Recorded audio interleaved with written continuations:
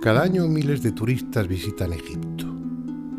Unos lo harán por primera vez, atraídos por sus pirámides y templos, deseando conocer los restos de una espléndida cultura milenaria de la que tanto han oído hablar.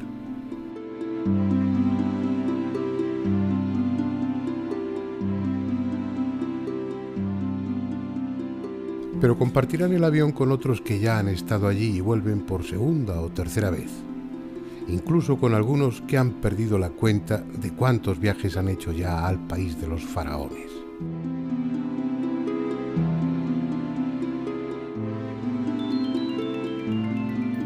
¿Qué razones hay para que Egipto ejerza esa fascinación sobre el viajero?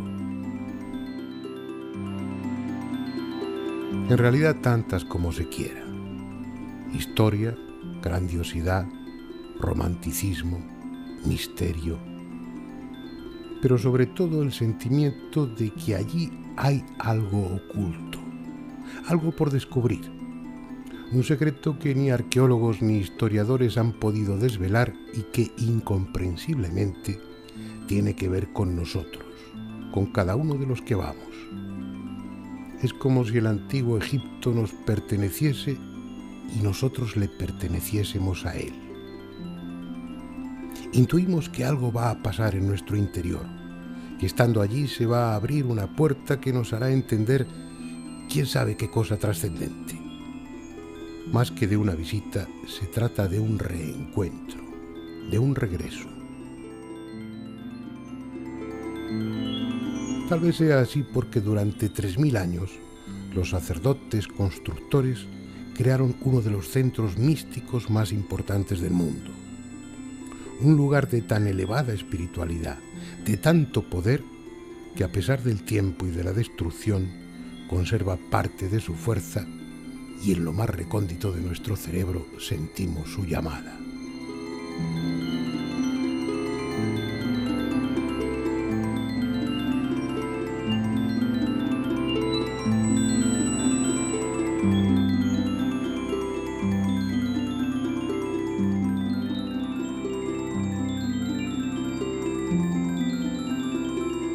Una llamada a la que no supo resistirse un hombre cuya tumba, en el cementerio londinense de Putney Vale, vamos a visitar.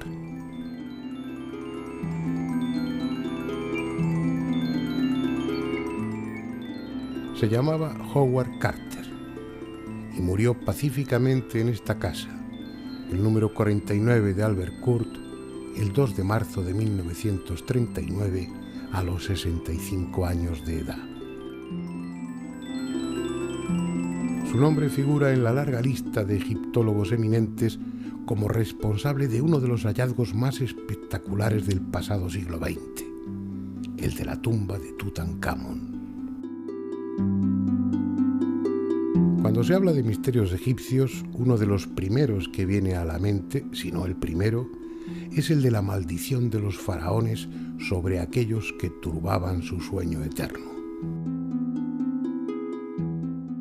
Algo en lo que ningún arqueólogo dice creer, al menos públicamente, pero que ha hecho correr ríos de tinta y aún sigue excitando la imaginación de los turistas que visitan Egipto.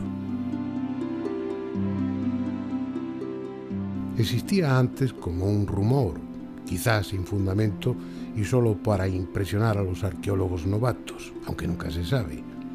Pero cuando tomó realmente cuerpo, cuando se convirtió en titular de portada para los periódicos de todo el mundo, fue a raíz del rosario de muertes que siguieron al descubrimiento en 1922 y consiguiente profanación de la tumba de un joven faraón de la dinastía XVIII llamado Tutankamón.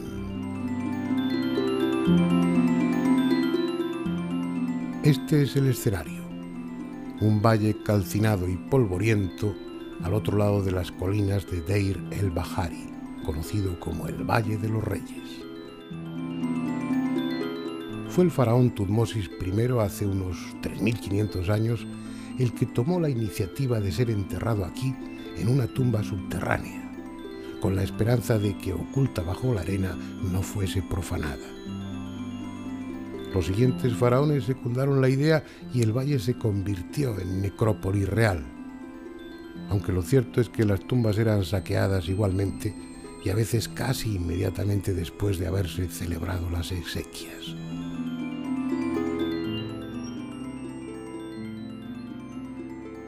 Cuando Lord Carnarvon, un adinerado caballero inglés, al que razones de salud le habían llevado al clima seco de Egipto, y Howard Carter, un joven arqueólogo formado junto al maestro Flinders Petrie, obtuvieron permiso oficial para excavar en esa zona en 1914, el Valle de los Reyes era un auténtico caos en el que la tierra extraída de unas tumbas tapaba la entrada de otras excavadas antes. Nadie pensaba que allí pudiera quedar algo que mereciese la pena. Nadie, excepto Howard Carter, que estaba convencido de que en algún lugar del valle permanecía aún sin descubrir la tumba de un faraón de la dinastía XVIII llamado Tutankamón.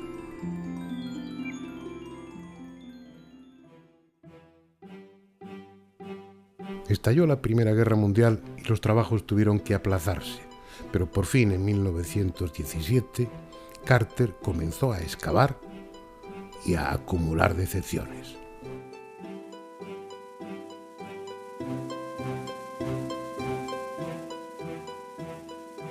Se hizo construir esta casa a la entrada del valle para no perder tiempo yendo al Luxor, y durante 5 años vivió un auténtico infierno en el que cada atisbo de esperanza era seguido de un amargo fracaso. Hasta que un día, cuando ya Lord Carnarvon, harto de tanto fracaso, había decidido no poner más dinero en la empresa, los obreros dejaron al descubierto los primeros peldaños de una escalera que se hundía en las profundidades. Era el 4 de noviembre de 1922.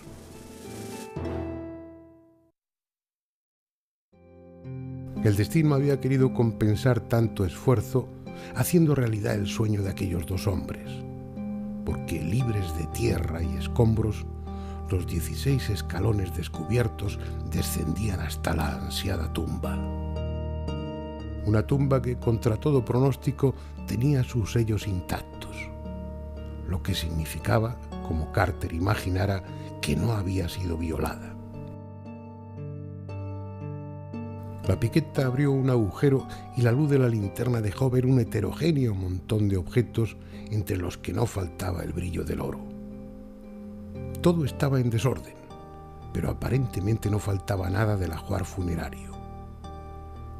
La conclusión lógica, que después se confirmó, era que la tumba fue profanada, pero por suerte los saqueadores habían sido sorprendidos en plena tarea y los sacerdotes se limitaron a sellar de nuevo la tumba sin ordenar los objetos. Tanto daba. La cantidad y calidad de aquel tesoro depositado para que el faraón se sirviese de él en el otro mundo superaba todo lo imaginable. Camas, mesas, sillas, carros de guerra, armas, ropa, cosméticos, alhajas, estatuas. 1000 objetos preciosos para la historia y de un valor material incalculable por la abundancia del oro. Jamás una tumba egipcia había proporcionado a arqueólogo alguno tal premio a su constancia y tanta fama. Desde el primer momento, la tumba se convirtió en el centro de atención para los medios de comunicación de la época, y medio mundo siguió con apasionado interés los progresos de la excavación. Con frecuencia, el trabajo tenía que ser interrumpido por la llegada de autoridades egipcias y extranjeras que querían ver de cerca lo que ya se consideraba el mayor hallazgo arqueológico del siglo. Incluso se celebraron banquetes en el pasillo de acceso a la tumba.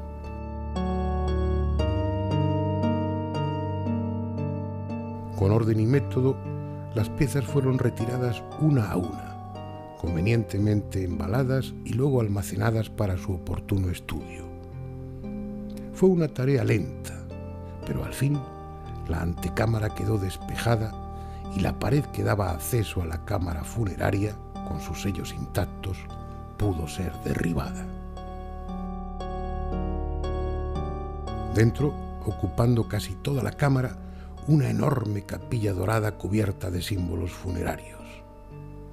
Al abrir sus puertas, vieron que en su interior había otra algo más pequeña, y dentro de esta otra, que abierta dejó ver una cuarta y última capilla dorada. Embutidas unas en otras, las 4 capillas protegían un gran sarcófago de cuarcita amarilla.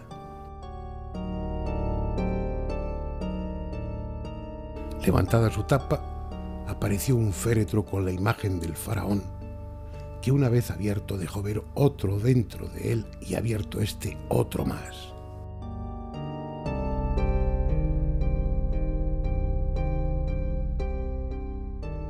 Cuatro capillas, un sarcófago y 3 féretros habían envuelto como las capas de una cebolla la momia de un joven faraón que reinó a los 12 años de edad y, según la minuciosa autopsia realizada en 1968, murió a los 18 por una fractura del cráneo, consecuencia de un certero golpe.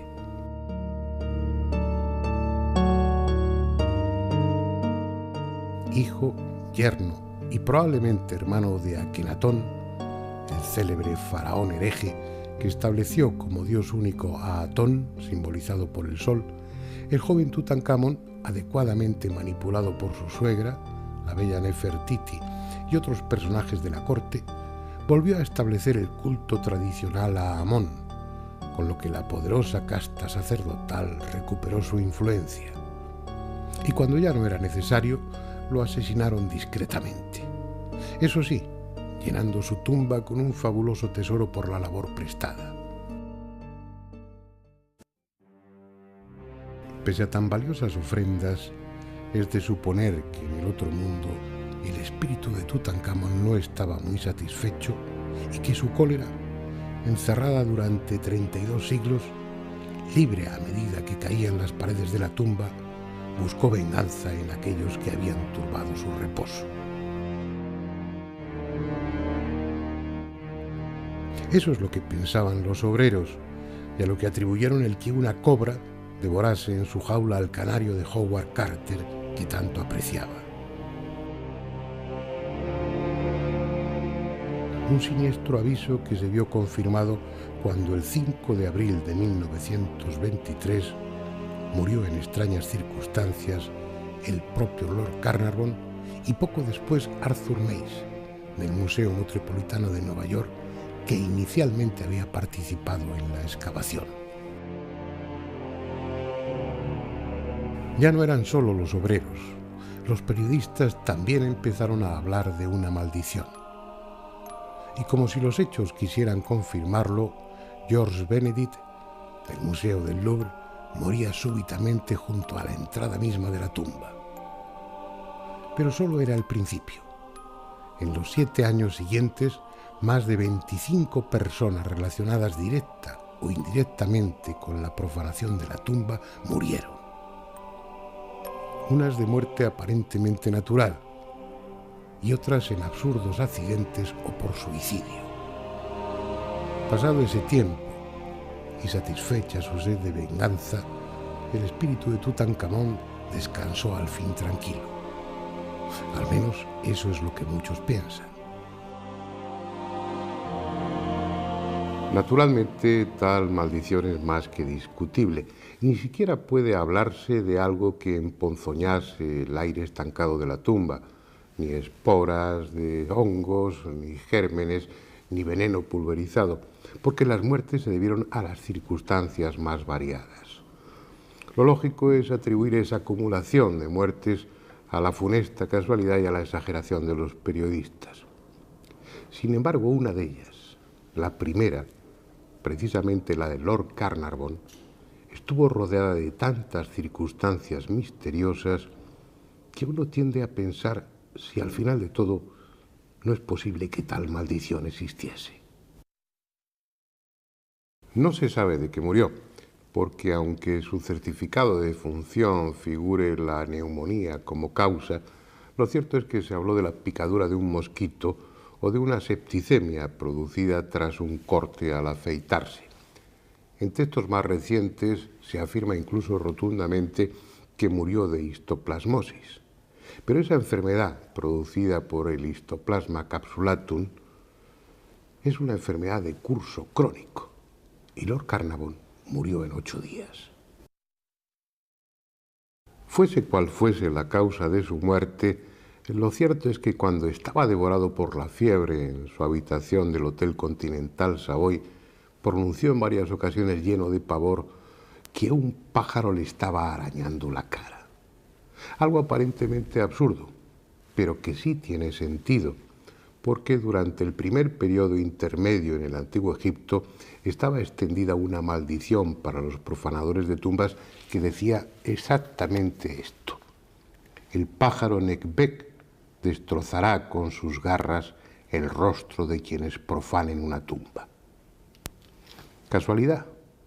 Tal vez, pero no es la única frase extraña que pronunció. Unos instantes antes de morir, dijo algo parecido a «he oído su voz y le sigo».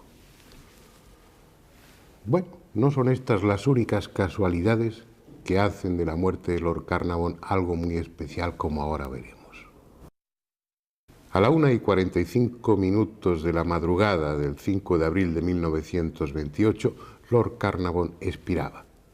Y en ese preciso instante todo el Cairo quedó a oscuras. Un apagón que duró 5 minutos y que hoy, 80 años después, nadie ha podido explicar cómo se produjo y mucho menos cómo se arregló solo. Y otra casualidad, cuando Lord Carnarvon fallecía, más o menos a la misma hora, en su casa natal en Inglaterra, a miles de kilómetros de distancia, su perra Foster Terrier Susan empezó a aullar lastimeramente y cayó muerta, como fulminada. Lo mejor es no creer en las maldiciones pese a todo y atribuir estos extraños sucesos a los misterios que hay en esa tierra extraña. Pero como queda tiempo, vamos a referirnos a algunos más de esos misterios. Este es un río singular. Está tan cargado de leyenda, se ha acumulado a sus orillas tanta historia, que no hay otro río en el mundo que pueda comparársele. Los griegos le dieron el nombre de Crisonoas. Para los árabes era sencillamente Bahar, el mar. Hoy todos le conocen como el Nilo. Pero hubo un tiempo en que tuvo la categoría de un dios. Hace de eso muchos siglos. Hapi, que tal era entonces el nombre de este río, fertilizaba periódicamente una estrecha faja de tierra a ambas orillas y daba con ello sustento a una de las culturas más prodigiosas que ha conocido este planeta. Sus aguas fueron tan vitales para el viejo Egipto como lo es la sangre para los seres vivos. Lento y majestuoso en la última parte de su recorrido, fue también el camino por el que las barcazas trasladaron las piedras talladas para los templos y las mercancías con las que comerciaban con otros pueblos del Mediterráneo: fenicios, chipriotas, sirios y sobre todo griegos. Egipto y Grecia mantuvieron estrechas relaciones durante varios siglos, al punto que el griego era el segundo idioma para la clase alta egipcia y los principales filósofos y sabios griegos iban a las escuelas sacerdotales de Egipto para estudiar y consultar sus archivos. Herodoto, el célebre historiador de Halicarnaso, estuvo por aquí hacia el 430 a.C., documentándose para el libro segundo de su historia. Y fue él quien dejó escrito que esta pirámide la mandó construir un rey déspota y cruel llamado Keops, que hasta prostituyó a su hija para conseguir dinero con el que financiar la obra. Escribió también que permanentemente hubo 100.000 obreros trabajando durante 20 años para levantar tan colosal monumento y que las piedras eran elevadas de plataforma en plataforma mediante máquinas construidas con trozos cortos de madera. Según hizo constar en su historia Herodoto, sobre la superficie de la pirámide había una inscripción en la que se detallaba cuánto se gastó en nabos, cebollas y cabezas de ajos para alimentar a los obreros. Una suma que, según el intérprete que tradujo el texto, ascendió a 1.600 talentos de plata. Habían transcurrido cuando menos 2000 años desde que la Gran Pirámide fue levantada. A esas alturas ya nadie sabía prácticamente nada de esa pirámide, del faraón a quien se le atribuye y mucho menos de las circunstancias que rodearon a su construcción.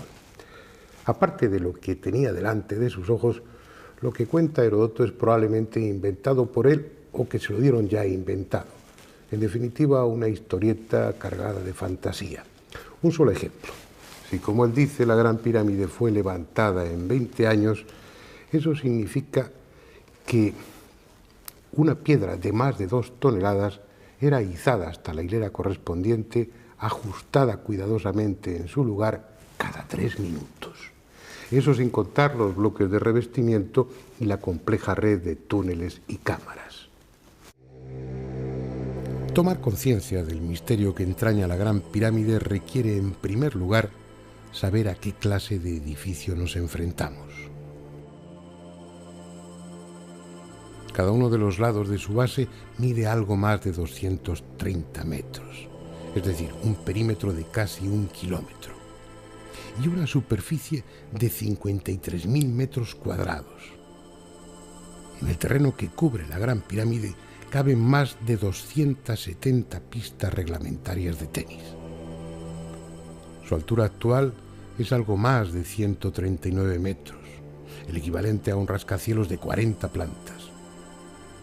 Está construida con unos 2.600.000 bloques de piedra. Tiene un volumen aproximado de 2.632.000 metros cúbicos y su peso se ha estimado en unos 7 millones de toneladas. Para hacernos una idea de la enormidad de la Gran Pirámide, baste decir que sus piedras, juntas unas a otras, serían suficientes para rodear toda la península ibérica y aún sobrarían piedras.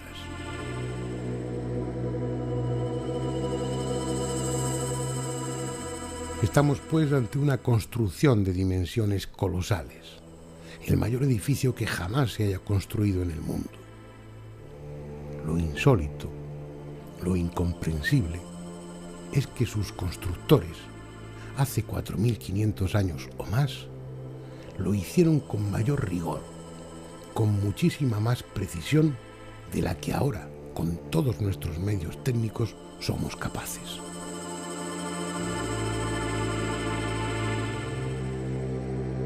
Dicho de otra manera, de acuerdo a los datos que la arqueología y la historia proporcionan, la Gran Pirámide, aunque pueda tocarse y fotografiarse, no existe, así de simple. Veamos, por ejemplo, el cierre poligonal y la suma angular de la base. El ángulo noroeste de la base de la pirámide no es un ángulo recto perfecto por 2 segundos de arco, en tanto que el ángulo noroeste excede en 2 segundos el ángulo recto. No estamos hablando de segundos de tiempo, estamos hablando de segundos de arco.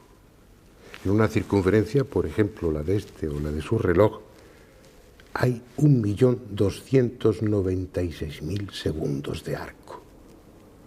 Un error de 2 segundos, para contemplarlo en un reloj, requeriría de un microscopio electrónico.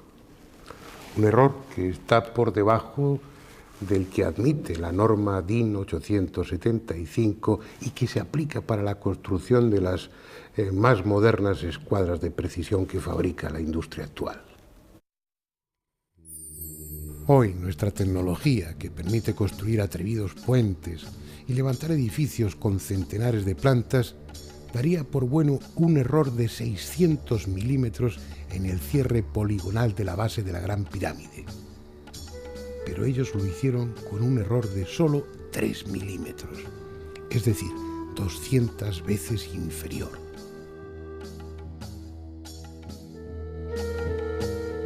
En la suma angular, la arquitectura actual también consideraría válido para un edificio así un error de 600 segundos de arco. Ellos lo hicieron con un error de 4 segundos, 150 veces menos.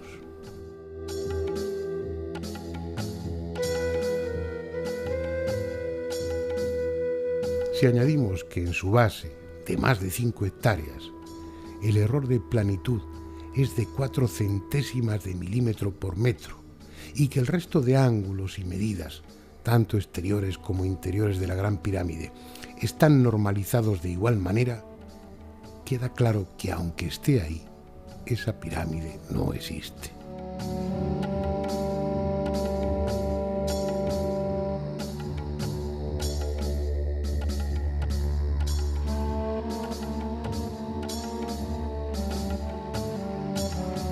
No puede existir, porque ahora, con nuestros teodolitos de alta precisión, niveles ópticos, cintas no dilatables, termómetros de Beckmann, etcétera, etcétera, nos veríamos en apuros para conseguir esa exactitud en medidas y orientación.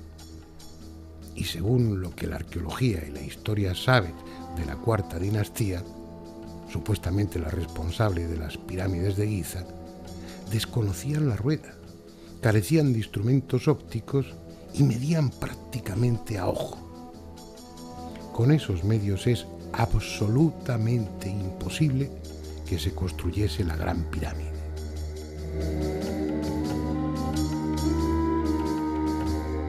Detrás de ella hay unos conocimientos y una tecnología tan evidentes como absurdos para aquella época.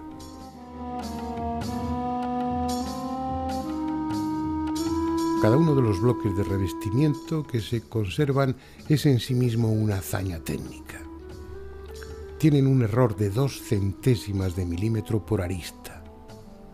Por 60 micras, sus 3 metros cuadrados de superficie no son planos perfectos. Y en los ángulos diedros formados por sus caras, el error es de 5 segundos de arco. Son prismas tallados con tanta exactitud y perfección como las lentes de un telescopio. Para conseguirlo, hoy se requieren láminas de media onda, interferómetros de luz monocromática y otros sofisticados aparatos. Sin embargo, ellos lo consiguieron hacer con bloques de 16 toneladas y tallaron alrededor de 25.000. Disparatado, inconcebible e innegable, porque están ahí. El problema que plantea la Gran Pirámide es que no hay posibilidad de atribuir la exactitud de sus medidas y de su ejecución a la casualidad. Está planificada y construida con la misma o mayor precisión que cualquiera de nuestros satélites puestos en órbita, con la diferencia de que pesa 7 millones de toneladas y tiene 4.500 años de antigüedad. Sin caer en los excesos de los piramidólogos de hace un siglo, la presencia indiscutible en sus proporciones de constantes matemáticas como pi o el número áureo phi, pasando por orientaciones y correspondencias astronómicas exactas, así como el desarrollo y solución de cuestiones geométricas complejas, conducen a una sola y posible conclusión. Quienes hicieron los planos y ejecutaron la obra eran científicos en el sentido más elevado y actual del término, dotados de instrumentos y herramientas equiparables a los de ahora, aunque no se haya encontrado ni rastro de ellos.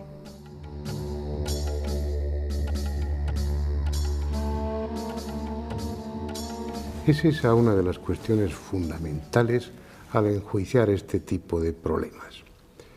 Los arqueólogos se basan en hallazgos materiales, en evidencias arqueológicas. Si entre las ruinas no se encuentran restos de aparatos ópticos o de lentes y no aparecen representadas en ningún sitio, es que los hombres antiguos no las poseyeron. Pero por otro lado está la evidencia tecnológica. Si nos encontramos con realizaciones que solo son posibles utilizando sofisticados aparatos ópticos, es que los tuvieron, aunque no hayan aparecido. Estamos equivocados cuando aplicamos al pasado nuestro concepto de la sociedad actual. El conocimiento, fuese cual fuese su alcance, estaba reservado a unos pocos, a los que pertenecían a determinados niveles de la casta sacerdotal y a los escribas de más alto rango. Ese conocimiento científico y técnico era la fuente de su poder, obviamente secreto y por tanto no representado o escrito en ningún sitio.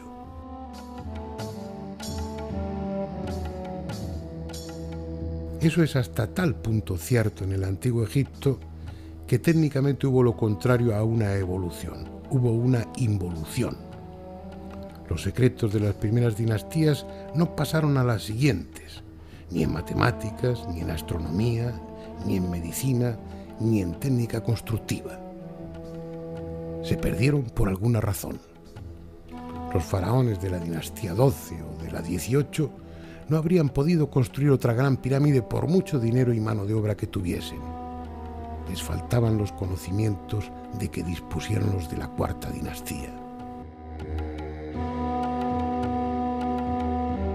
Lo malo es que esos conocimientos son tan desestabilizadores, tan desconcertantes, que no solo obligan a modificar nuestro concepto del pasado, sino también nuestro concepto de la física.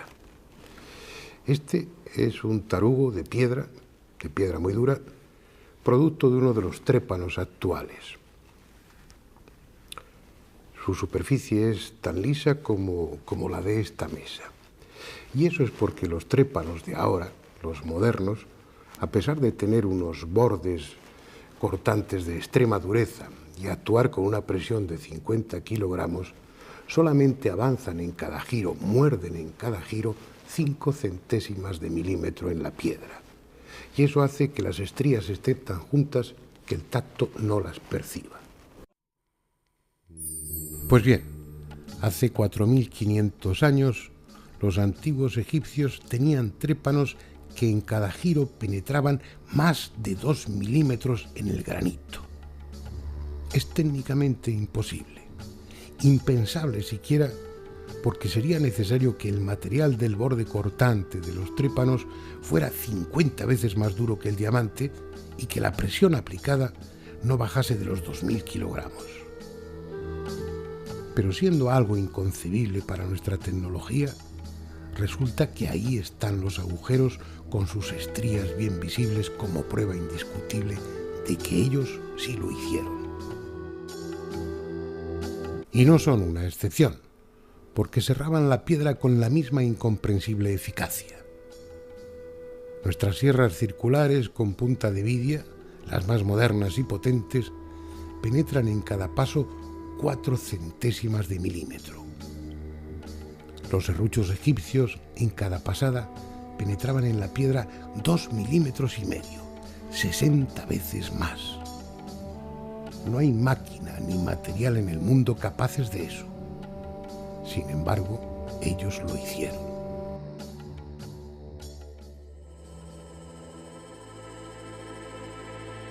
Misterios sin solución posible que hacen aún más sugerente esta cultura de templos grandiosos y arte exquisito. Lo que queda de ella despierta admiración y respeto.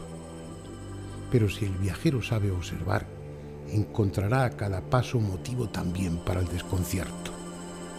Como este obelisco inacabado de más de 1.200 toneladas, imposible hoy de transportar, pero que con toda seguridad ellos lo habrían trasladado centenares de kilómetros de no haberse rajado mientras lo estaban tallando.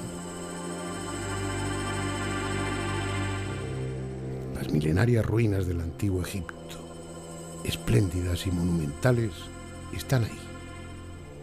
Pero el secreto, el auténtico secreto de aquellos constructores, permanece aún sin descubrir.